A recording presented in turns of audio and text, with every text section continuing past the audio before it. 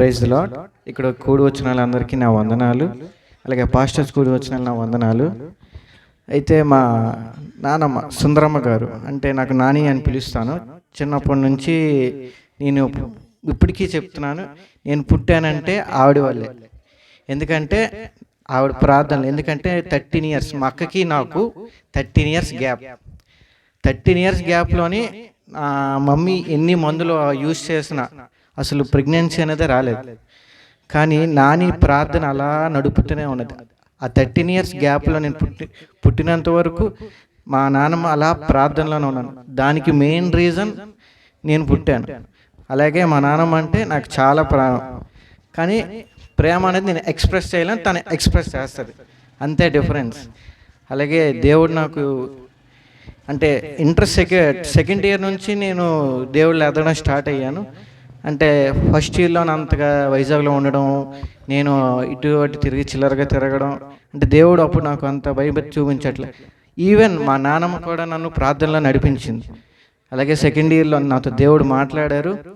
అలాగే మా నాన్నమ్మ ఎలాగైతే ఎలాగుండాలి, ఎలా చేయాలి, ఎలా ప్రార్థన నడిపించాలి, ఎలాగుండాలి, ఈవెన్ నేను 8th క్లాస్లో నుంచి కూడా నేను ఉన్నప్పుడు అయితే నాకు కథలు చెప్పి ఇది ఇలాగ అవ్వాలి, ఇది ఇలా చెయ్యాలి, నువ్వు ఇలా ఉండాలి. ఈవెన్ సండే స్కూల్లోని క్యూఎంబి చర్చ్లో ఉన్నప్పుడు నా డ్యాన్స్ చూడడానికి వచ్చేవారు. అన్నీ చూసి నన్ను ఎంకరేజ్మెంట్ చేసేవారు. చాలా మటుకు చాలా అంటే ఎంత ఉత్సాహంగా ఎంకరేజ్మెంట్ చేసేవారు అంటే చాలా ఉత్సాహంగా. అలాగే ఆవిడ నాకు ఇప్పటికీ అలవాటు పోలేదు. ఎందుకంటే నేను ప్రార్థన మర్చిపోయినా, నా వర్క్స్ ఉన్నా మర్చిపోయినా, ఆవిడ నా తల మీద సిలువ వేసేవారు, మెడ మీద తల మీద సిలువ వేసి ప్రార్థన చేసుకోవాలి నాన్న, నేను ఉన్నంత వరకు నేను నీకు వేస్తాను, తర్వాత ఎవరు వేయరు, నిన్ను వేసుకో అని. ఇప్పటికీ నాకు ఆ అలవాటు పోలేదు. ఆ సిలువ వేయడం ఎవరితోటి నేను వేయించుకుంటాను, లేకపోతే ఎవరైనా నాకు మెడ మీద అయినా వేస్తారు. అలాగే ఆ లాస్ట్ డే సండే నేను వర్షిప్కి వెళ్ళాను. వర్షిప్ నుంచి వచ్చి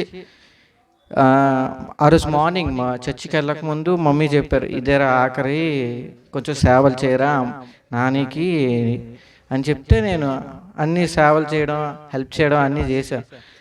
తర్వాత మా నాన్నమ్మ ఆయాసం వస్తుంది, నేను కుర్చీ మీద కూర్చొని పడుకుంటున్నారు. బాగానే ఉన్నారు. నేను 2-3 సార్లు, అంటే మమ్మీ డాడీ వాళ్ళు పడుకున్నా కూడా నేను చూసుకునేవాడిని హాల్లోని పడుకొని.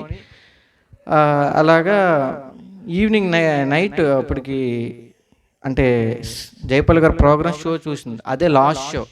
నేను వర్క్స్ చేసుకుంటున్నాను, ఆవిడ జయపాల్ గారు మెసేజ్ వింటున్నారు. నేను ఆ తలుపు వేసుకున్న మెసేజ్ మాత్రం వింటూనే ఉంటాను. ఆమె వినిన తర్వాత 8 గంటలకి ఆవిడ టిఫిన్ తిన్నారు. అప్పటికి బాగానే ఉన్నారు, అంటే ఎనర్జెటిక్గా. ఆ జిమ్ పవర్ అయితే ఆవిడకైతే ఇంకా ఉంది. ఇప్పుడు ఎవరైనా మీరు బాల్కనీని చూసినా ఎంతమంది వచ్చినా పలకరిస్తారు.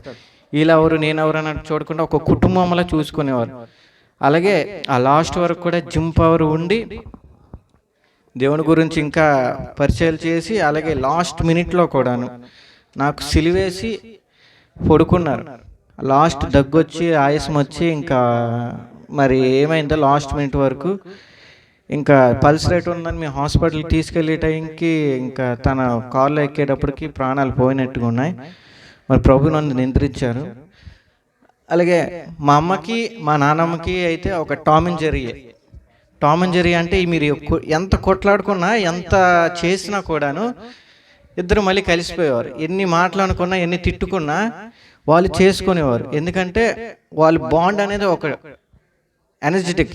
ఎందుకంటే నేను కాలేజ్కి వెళ్ళిపోయినా, నేను డాడీ వెళ్ళిపోయినా కూడాను అప్పటికి వీళ్ళిద్దరే ఉండేవారు. ఎంత గొడవలు వచ్చినా, ఎంత ఉన్నా కూడా ఉండేవారు. కానీ ఇప్పుడు ఈ రోజుల్లో మా అమ్మగారు ఎలాగ ఉంటారో మాకు అర్థం కావట్లేదు అసలు.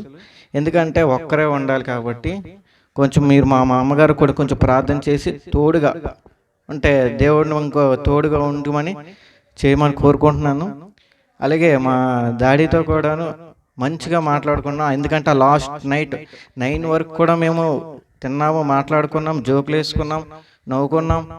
అలాగే మంచమే పడుకున్నప్పుడు నేను చెయ్యేసి పడుకున్నాను.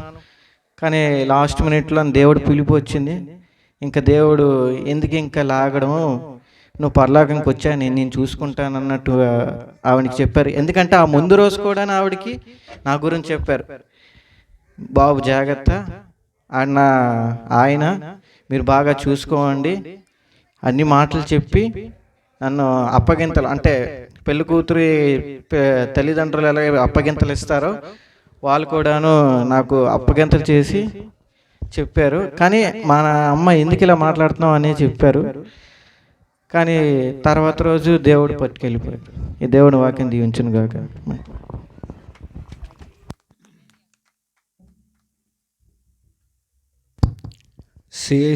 సిఎస్ఐ యునైటెడ్ చర్చ్ శ్రీకాకుళం గురుమూర్తి గారు, కిరణ్ కుమార్ గారు వచ్చారు. పాస్టర్ గారు వేదిక యొద్దకు రావాల్సిందిగా ప్రోపేట్ తెలియజేస్తున్నాను. అదేవిధంగా సిహెచ్ గురుమూర్తి ఎస్ఎంసిఏ ప్రెసిడెంట్ శ్రీకాకుళం వారు వచ్చి కొద్ది మాటలు తెలియజేయాల్సిందిగా ప్రోపేట్ తెలియజేస్తున్నారు.